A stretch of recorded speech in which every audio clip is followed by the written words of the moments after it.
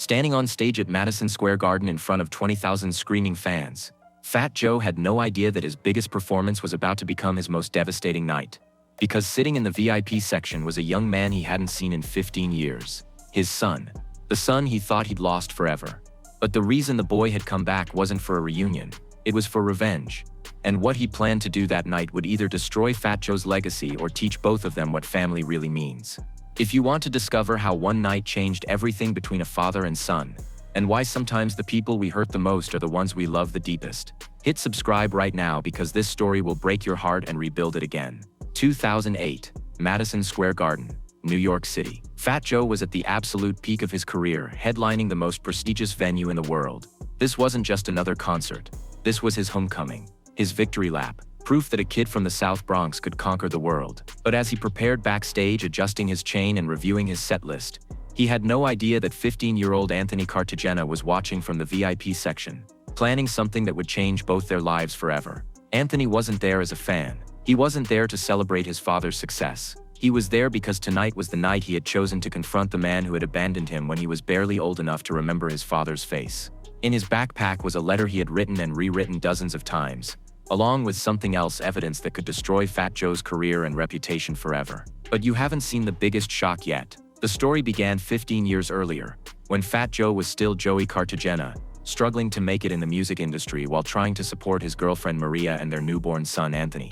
Money was tight, opportunities were scarce, and the pressure of providing for a family while chasing dreams was tearing Joey apart. Every day was a choice between studio time and family time, between investing in his career and paying for diapers. Maria understood the pressure Joey was under, but she also saw how the stress was changing him. The gentle, caring man she had fallen in love with was becoming distant, angry, consumed by the fear that he would never make it out of the neighborhood. Their fights became more frequent, more bitter, more destructive, and little Anthony, barely walking, absorbed every angry word, every slammed door, every night his father didn't come home. The breaking point came on a cold February night in 1993. Joey had just gotten word that a record label was interested in signing him, but they wanted him to relocate to Los Angeles for 6 months to record his first album. It was the opportunity he had been waiting for his entire life, but it meant leaving Maria and Anthony behind with no guarantee that the music would lead to success or money. Right at this moment, everything changed forever. "You have to choose, Joey," Maria said, holding 2-year-old Anthony in her arms as he cried. "Your family or your music. You can't keep pretending you can have both when you're never here anyway."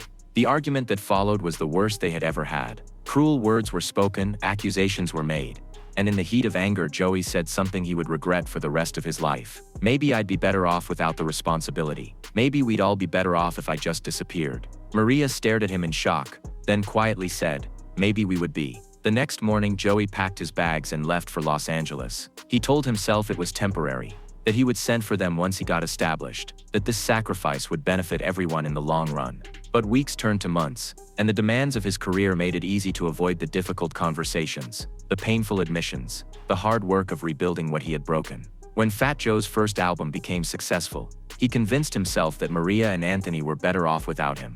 He sent money occasionally, but he never called, never visited, never tried to be part of his son's life. It was easier to be a successful rapper than a failed father. The truth that Anthony discovered would shock everyone. But Anthony had been searching for the truth about his father for years. Using the internet, public records, and eventually hiring a private investigator, he had pieced together not just the story of why Fat Joe had left, but also discovered something that would devastate his father's reputation if it ever became public. Anthony had found evidence that Fat Joe had actually tried to come back multiple times over the years, but Maria had refused to let him see his son.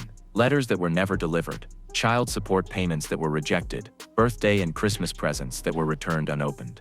Maria, hurt and angry about being abandoned, had made the decision to erase Joey from Anthony's life completely. But there was more. Anthony had also discovered that Fat Joe had been secretly paying for his education, his healthcare, even his mother's rent for the past 10 years. All through intermediaries, all without taking credit, all while maintaining the public story that he was an absent father who cared more about fame than family. Anthony was carrying copies of all these documents in his backpack, planning to confront his father publicly, to humiliate him in front of 20,000 people the same way he felt he had been humiliated by growing up without a father. But as Fat Joe took the stage and began performing, something unexpected happened. When Fat Joe started singing, Anthony heard something that stopped him cold. The fourth song in the set was My Lifestyle, but Fat Joe had changed the lyrics. Instead of the original words about success and material wealth, he was rapping about regret, about the cost of chasing dreams, about a son he had lost and thought about every single day for 15 years. I got money,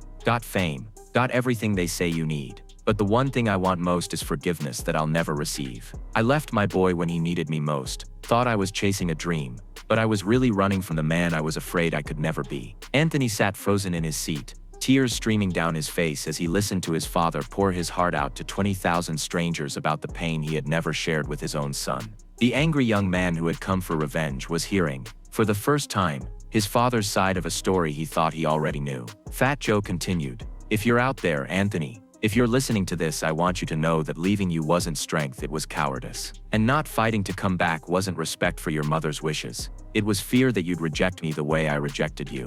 But Anthony wasn't prepared for what happened next. As the song ended, Fat Joe did something unprecedented. He stopped the concert, called for the house lights to come up, and spoke directly to the audience about his biggest regret in life. Not about failed business deals or artistic disputes, but about abandoning his son.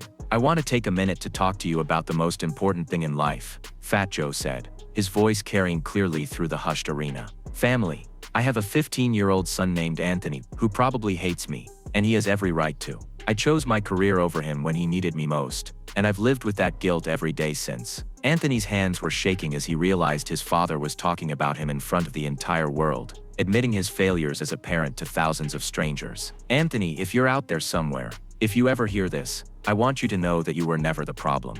I was the problem. I was young. I was scared. I was selfish, and I made choices that hurt you and your mother. But not a day goes by that I don't think about you. Don't wonder what kind of man you're becoming. Don't hope that someday you might give me the chance to be the father I should have been from the beginning." The arena was completely silent. 20,000 people were witnessing something incredibly personal and painful, and they seemed to understand the gravity of what they were hearing. At that exact moment, Anthony made a decision that surprised even himself. Instead of confronting his father with anger and accusations, Anthony stood up in the VIP section and called out, "Dad, I'm right here."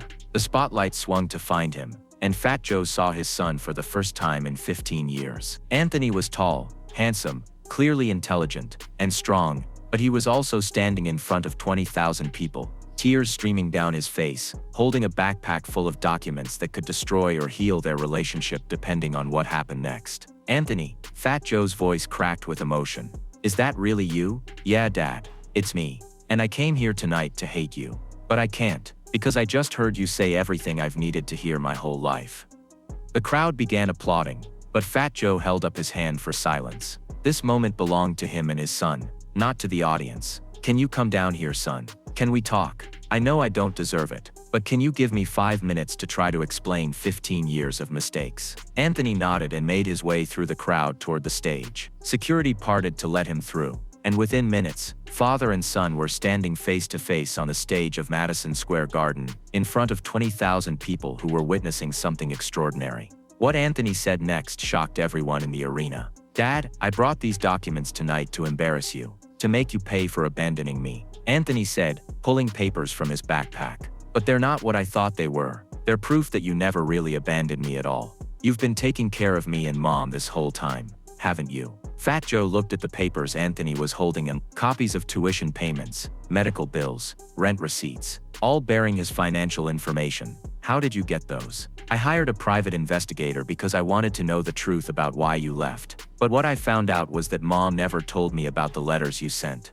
the presents you tried to give me, the times you tried to visit. She told me you didn't care, but these documents show you've been caring for me my whole life." Fat Joe's expression became complex, relief that his son knew the truth, but also understanding of why Maria had made the choices she did. "Your mother was protecting you from a man who had hurt her deeply. She thought I would disappoint you the way I disappointed her, and she was probably right. But you never stopped trying to be my father, even when you couldn't actually be in my life." Anthony continued, "These payments, Dad, they represent 15 years of love from a distance. 15 years of you making sure I was okay even when I didn't know it." The conversation that followed changed both of their lives forever. "Anthony, I want to ask you something, and I want you to answer honestly," Fat Joe said.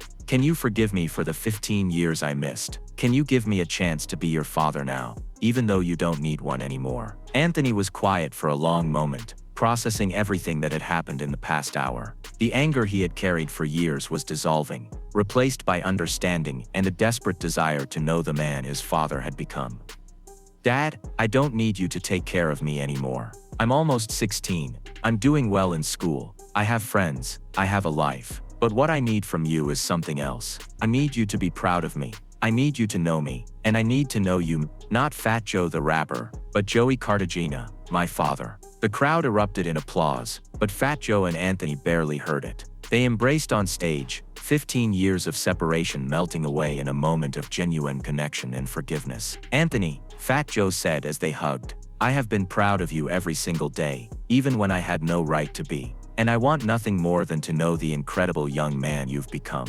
6 months later, the transformation in both their lives was remarkable. Anthony moved to New York to live with his father, not because he had to, but because he wanted to build the relationship they had both been missing. He finished high school there, graduated with honors, and chose to attend college in New York so he could maintain the connection with his father they were still building. Fat Joe changed too. He began talking openly about fatherhood, about his mistakes and his growth. He established a foundation for children of absent fathers, using his platform to encourage other men to take responsibility for their children, and to fight for relationships even when it was difficult. The Madison Square Garden concert became legendary, not for the music, but for the moment when a father and son found each other again in front of the world. Video of their reconciliation went viral, inspiring countless families to have difficult conversations about forgiveness, responsibility, and love. Maria eventually supported Anthony's decision to have a relationship with his father,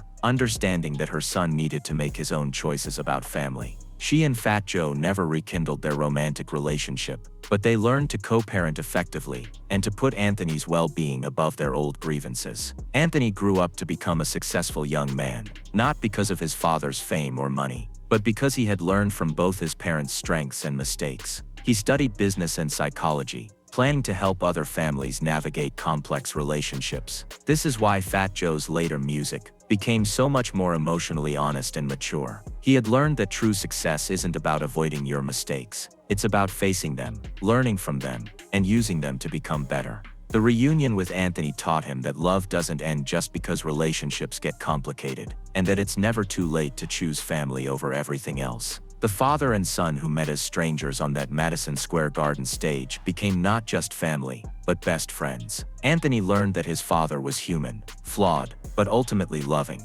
Fat Joe learned that being a parent isn't about being perfect. It's about never giving up on the people you love, even when they have every right to give up on you.